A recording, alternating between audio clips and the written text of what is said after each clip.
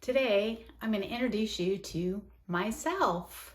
Since you're watching these videos and trusting me to have some sort of knowledge to share with you. So today, I'm going to give you a quick glance at my journey.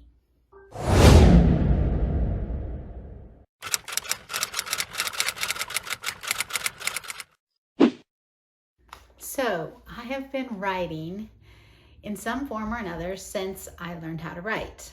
I got a notebook like this to show you because it was exactly a spiral notebook like this where I wrote my first book called The Horse Killer when I was in 3rd or 4th grade. I was 9 years old.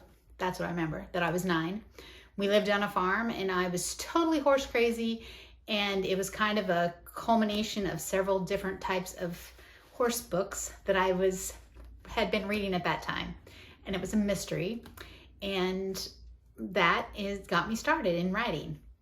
And since then, I have written everything from poetry to short stories to flash fiction to novellas to a novel or 5, and I just have a passion for words, and especially for stories, because my brain is always working in stories and wondering what if and processing things. So did I start out to be published, dream of being published when I was younger? Yes. And I took my first writing course. It was a correspondence course, as in you mail in the assignments, when I was in high school. My grandmother bought the course for me. So this passion has been ongoing, and it has been a long journey to get to being published. And I know that's not everyone's dream, but I'm assuming most people who are watching this, their dream is to be published someday. So I also want to talk a little bit about my publishing past. So I have been submitting work since you used to print out your whole big thick manuscript and put it in a box and send it off to publishers for an actual physical slush pile that they had with your own self-addressed stamp envelope so they could send you their form rejection letter back. And there you go. That tells you how long I've been sending stuff in and trying to be published. And that would have been the 90s, when my kids were in grade school, that I first started sending in submissions, taking more classes, trying to figure out what I wanted to write. And that has kind of been the Achilles heel for my writing career, is that I can't settle on one thing. So when I quit my job as an educator, so there's my part of my past job. I also flitted from a lot of jobs before I landed with the public school system. So that goes to show that the creative side, like, okay, I've learned this, next. So when I quit that job after I got my degree and said, okay, I'm serious, I am publishing. I'm going to give myself 2 years, 5 years, however long, to get published, to get a publishing contract. So I wrote a short story, a romance. And my first short story, a romance, was published in this book by Roan Publishing. And this was a small independent press in upstate New York, is where they were located, the main office was. And they published almost exclusively anthologies until they branched out to novellas. And so I'm in 4 anthologies that they printed, and I had a series of 3 novellas published with them as well. All of them sweet romance. So as I was writing these short stories, I got the idea, inspiration, or whatever for the first book that I self-published. And so that is this book, which you can't find this book because it's now in its 3rd edition and has a different cover because it's the first in a series. So yeah, this is a biblical fictionalization about Mary, the mother of Jesus. So that is nothing like the sweet romances that I wrote. Oh, and did I tell you I also published a couple fantasy short stories?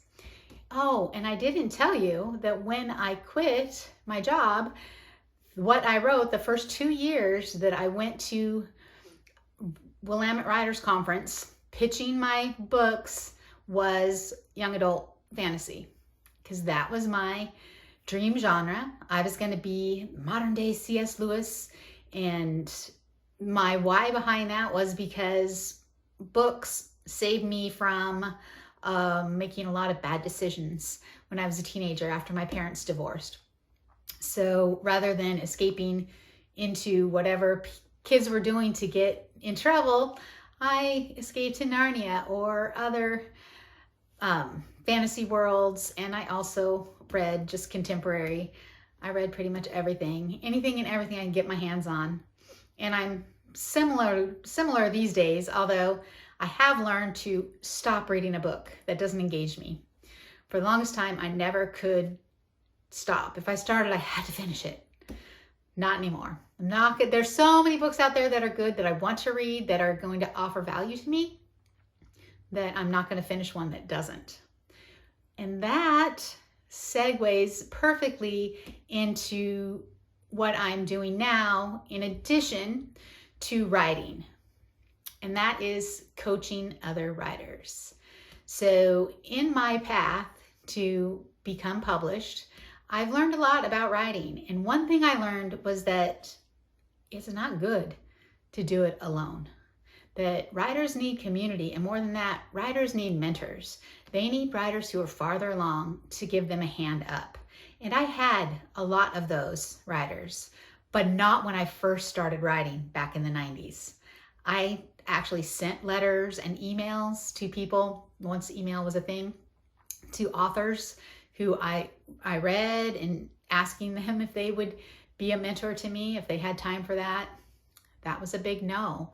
But now you can have a published author be your writing coach, walk the writing journey with you, so you don't have to be alone. And my why behind coaching is that I want to help writers birth their stories, because people want to read them. In fact, some of those stories people need to read. Like I needed to read Chronicles of Narnia when I was 12. So that is my why behind coaching and why I coach writers. And what's my experience with that?